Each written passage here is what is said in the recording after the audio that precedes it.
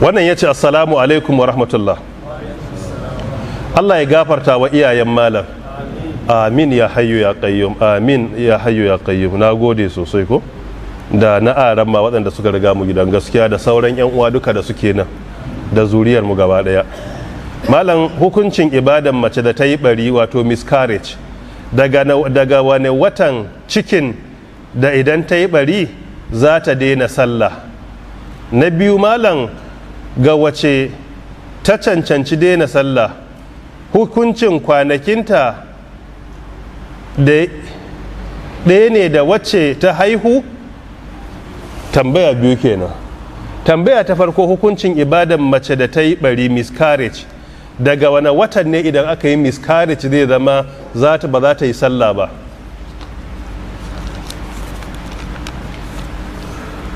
Akwai fatawa ta lajinatul da'ima lil buhuthil ilmiya a mujalladi na 5 namba na 422 zuwa 423 suka ce dukkan cikin da ya kai kwana 81 idan aka yi bari to wannan ya shiga cikin matsayin jinin haihuwa ne, matakinta matakin mai nifasi ne. Amma duk cikin da bai kai 81 days ba, kwana 81, ana ɗaukansa idan ya zo a kwanakin al'ada jinin al'ada ne, in bai zo a kwanakin al'ada ba yana ɗaukansa a matsayin jinin istihaba. Wato suna cewa a cikin fatawar tasu dogaransu da cewa daga kwana 81 ake farawa sun dogara da hadisi da yake turi ne a cikin koda arba fi takharij ahadith manar sabil hadisi na 201 da ke cewa kanatin nufasa taqudu fi ahdi rasulillah 40 yawman ba'da nifasiha. Mata sukan zauna a zamanin manzon Allah bayan haihuwansu kwana 40 ba tare da sun yi sallah ba. So kwana 40 shine a magana mafi inganci, amma idan jinin ya dauke a kwana 10 daga nan sai ta ci gaba da fara sallah. So ta yi sallan kwana 11, 12, 13, 14, 15 sai ya dawo sai ta kara daina sallah. Idan ya sake zuwa kwana 5 sai ya dauke sai da ci gaba da sallah. So daga nan za ta ci gaba duk kwanakin da ya dauke gaba ɗaya komai ya zama an samu jufuf, to za ta ci gaba da sallah. In kuma ya dawo sai ta daina. Daga ta kai kwana 40 ko jinin ya zo ko bai zo ba, daga nan sai ta ci gaba da ibadarta.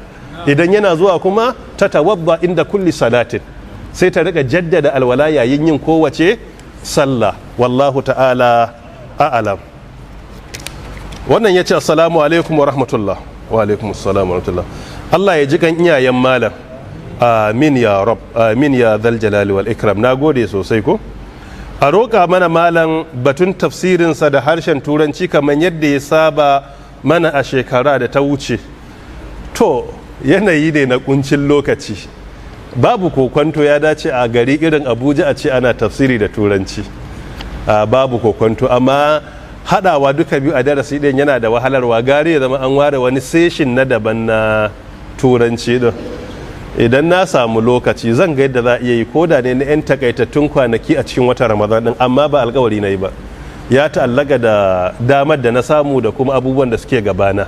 So idan mutum yana da ayyuka da yawa lokaci yana da wahala, ko da wannan karatun jajircewa ne yasa kuka ga baya tsayawa.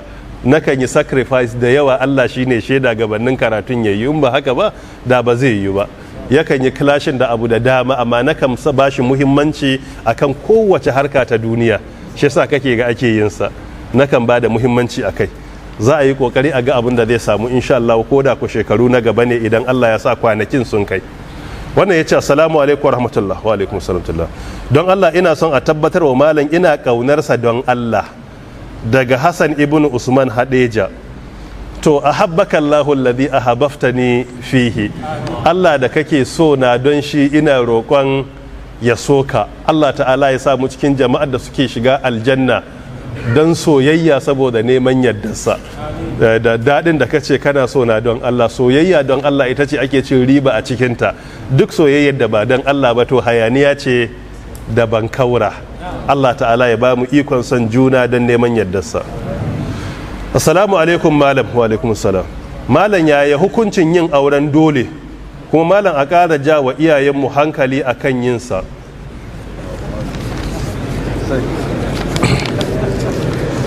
Jiya mun caccaki 'yan mata da matasa akan kurakure na biki ko?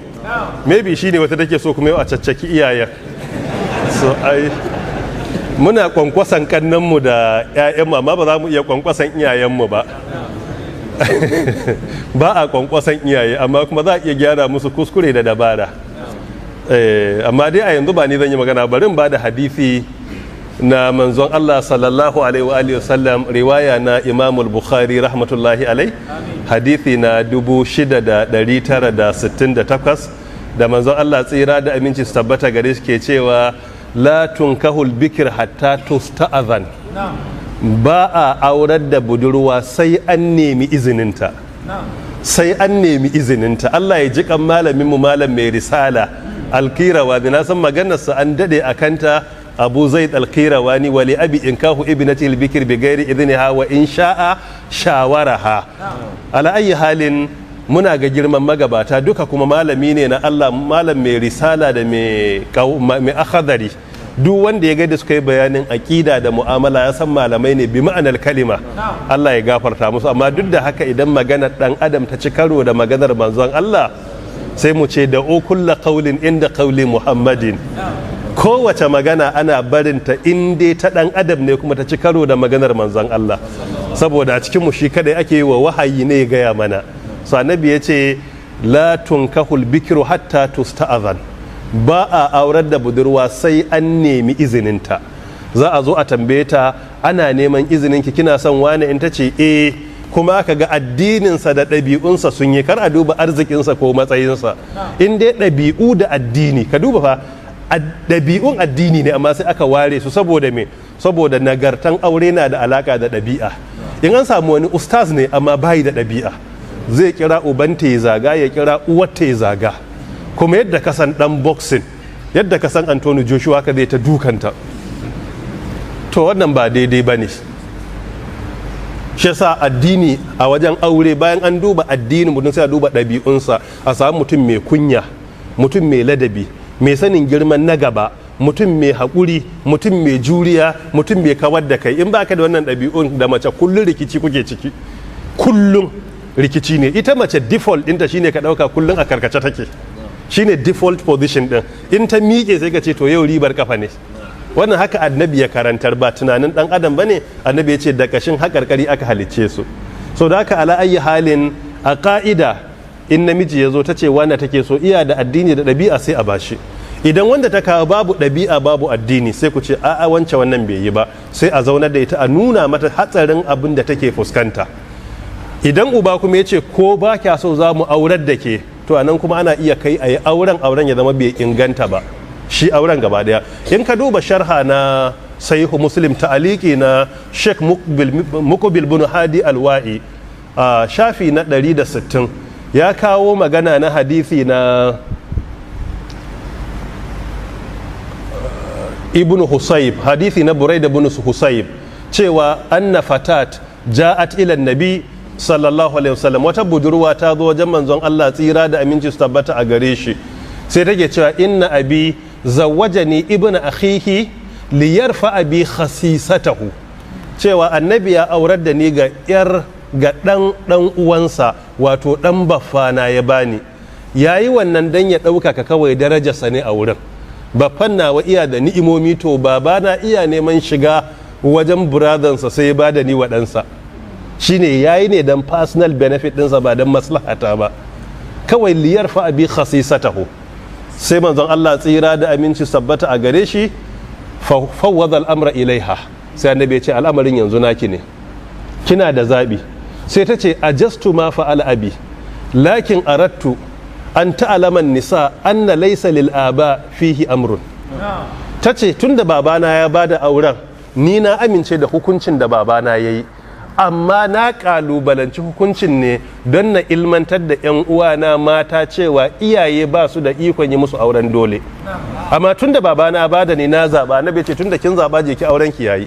So a ka'ida aka yi mace aure na dole, aka tilasta ta dole sai ta zauna a gidan. Malamai suka ce a ka'ida za a ba ta zaɓi, kamar yadda cikin fatawal mar'al muslima na ibnu Uthaymin mujalladin farko namba na 343, sai a ce kina son auren, in ta ce tana so aure ya, in ta ce ba ta so to aure ya lalace. Amma dan a samu maslaha yace sai a gaya wa alkali a ce ba ta so, kai sai ka bata. so da alkali sai ce mata babu aure shikenan abu ya tabbata, tana da ikon gobe ta je ta yi sabon aure. Wallahu ta'ala a'lam. don haka auren dole a daina yi wa 'yan mata in aka yi akwai cutar da su kuma ba addini ba ne. Tare da 'yan matan yanzu ba duka suke da hankali ba, sai ka zauna da yarka ka rika nusantar da ita akan rayuwar duniya, menene duniyan, don ya zama in za ta yi zaɓi ta yi zaɓi na kwarai, ba ta yi zaɓi na hayaniya da bankaura ba.